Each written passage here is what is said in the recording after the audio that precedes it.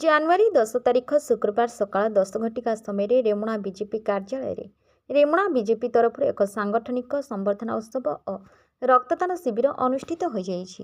ପ୍ରତିବର୍ଷ ଭଳି ଏ ବର୍ଷ ମଧ୍ୟ ରେମୁଣାର ଲୋକପ୍ରିୟ ନେତା ସରକାରୀ ଉପମୁଖ୍ୟ ସଚେତକ ତଥା ବିଧାୟକ ରେମୁଣା ଗୋବିନ୍ଦ ଚନ୍ଦ୍ର ଦାସଙ୍କ ଜନ୍ମଦିନ ଉପଲକ୍ଷେ ନିରାଡମ୍ବର ଭାବେ ଜନ୍ମଦିନ ପାଳିତ ହୋଇଥିଲା। ଜନ୍ମଦିନ ଉପଲକ୍ଷେ ଏକ ବିଶାଳ ରକ୍ତଦାନ ଶିବିର ମଧ୍ୟ ଅନୁଷ୍ଠିତ ହୋଇଥିଲା। ଉକ୍ତ ରକ୍ତଦାନ ଶିବିରରେ ନିର୍ବାଚନ ମଣ୍ଡଳୀର ବିଭିନ୍ନ ପଞ୍ଚାୟତର ଶତାଧିକ କର୍ମକର୍ତ୍ତା ଯୋଗଦେଇ ରକ୍ତଦାନ କରିଥିଲେ। ରକ୍ତଦାନ ଶିବିରରେ ମୋଟ 122 ଗୋଟି ରକ୍ତ ସଂଗ୍ରହ ହୋଇଥିଲା।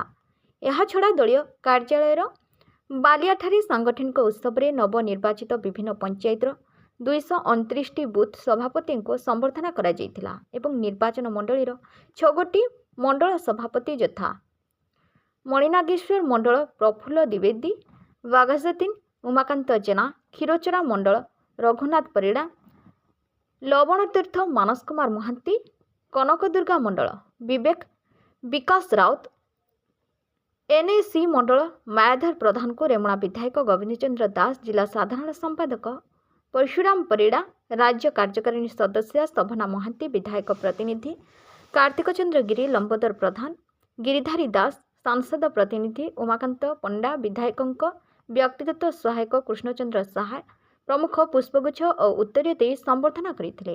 ଏହାଛଡ଼ା ରେମୁଣା ଏନ୍ଏସି ବିଜେଡି ସଭାପତି ନରେନ୍ଦ୍ର ବେହେରା ଏବଂ ଖାନନଗର ପଞ୍ଚାୟତ ସରପଞ୍ଚ ଅଞ୍ଜନ କୁମାର ଦାସଙ୍କ ନେତୃତ୍ୱରେ ତାଙ୍କ ସହଯୋଗୀମାନେ ଯଶସ୍ୱୀ ପ୍ରଧାନମନ୍ତ୍ରୀ ନରେନ୍ଦ୍ର ମୋଦିଜୀଙ୍କ ନୀତି ଆଦର୍ଶରେ ଅନୁପ୍ରାଣିତ ହୋଇ ବିଧିବଦ୍ଧ ଭାବେ ଭାରତୀୟ ଜନତା ପାର୍ଟିରେ ମିଶିଥିଲେ।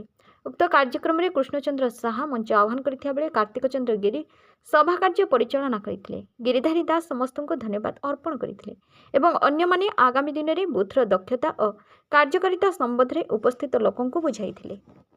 जो बूथ मो बूथ सबुठ मजबूत आम दलर नारा अच्छी बूथर सभापति ठू आरंभ करी मंडल सभापति प्रत्येक कार्यकर्ता ये मंच रे उपस्थित अच्छा